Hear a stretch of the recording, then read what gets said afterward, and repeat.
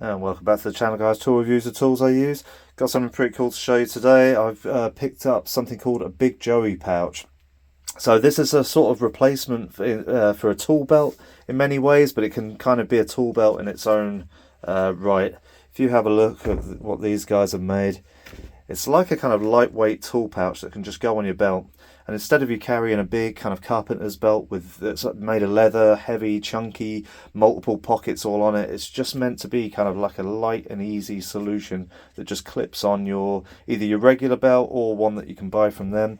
You can add bits to it, you can take bits away, whatever. But either way, it's a cool lightweight pouch that you can have and store your most commonly used tools right there and then in easy access. So this is a card that comes on the back of it. So it just arrives just like so.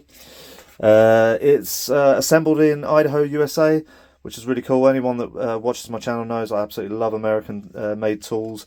It's great to see industries like that kind of thriving and doing well, and I think these guys are going to do good as well. I'm not sponsored or anything for this video. The company is called Holstery.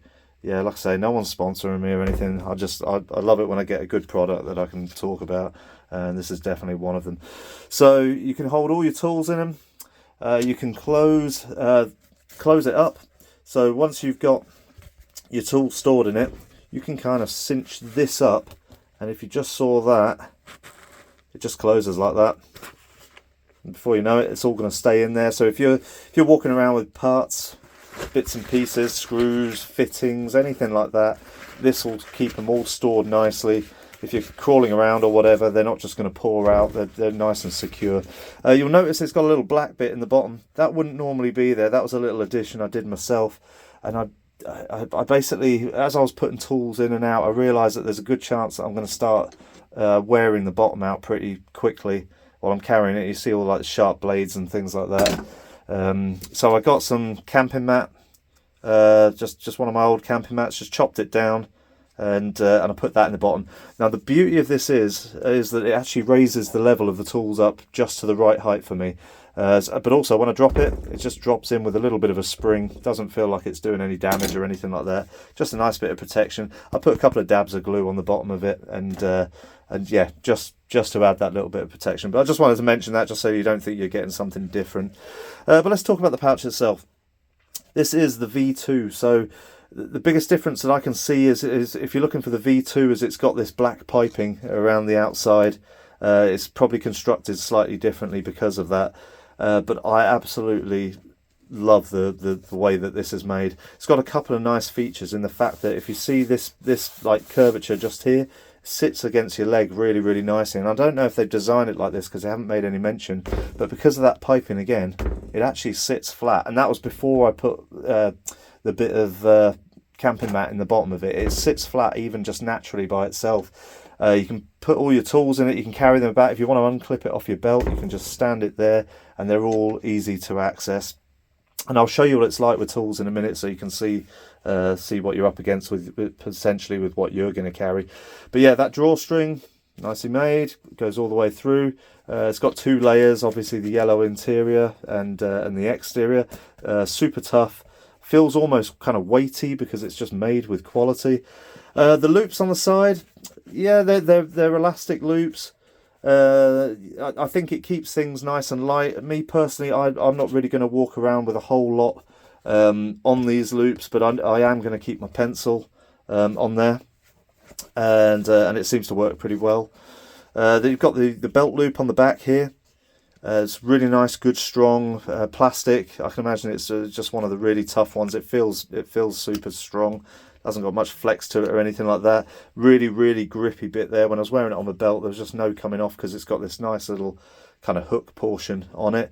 I am surprised that they didn't fix it under there. I don't know what their reason is for that, but I can imagine their reason is probably because these two great big rivets that they've got there are probably plenty strong enough, and I'm sure because this is a V2, if they've had problems with it in the past, that they would have done that.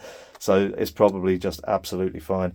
Really, really thick rim on the top, which is worth mentioning if you're thinking of like clipping things over here. I've seen, as you can see on the literature that comes with it, if you just have a look just there, you can see like a knife just clipped over the top there.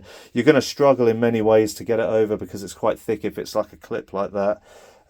So just yeah, just keep that in mind. You might want to use the elastic bits, you might not.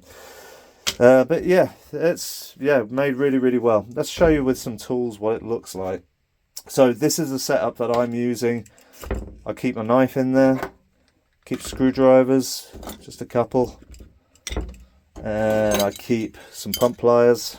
Sorry, other way. Pump pliers. I keep compression spanner, and I keep a 6-inch spanner stroke wrench. I also keep a pencil, and I tend to keep it on that side because I wear it on my right. I want the pencil like forward so I don't have to reach back for it or anything like that.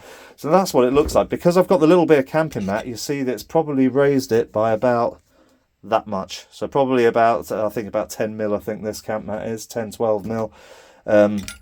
So it puts in, for me, it puts it just at the right height where I can just reach, grab it, drop it down. Everything is super accessible.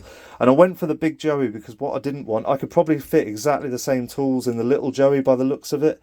But what I didn't want was everything to be squeezed together. I wanted plenty of space so everything comes in, goes out really super easy without having to kind of wrestle around and organise things or anything like that.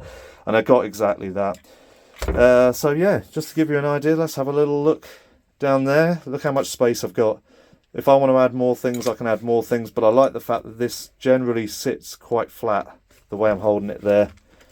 When you're looking down on it, that's what it looks like, sort of reasonably flat, which is perfect because you don't want it banging customers' doors or catching on to things as you're walking around the site. So here we go.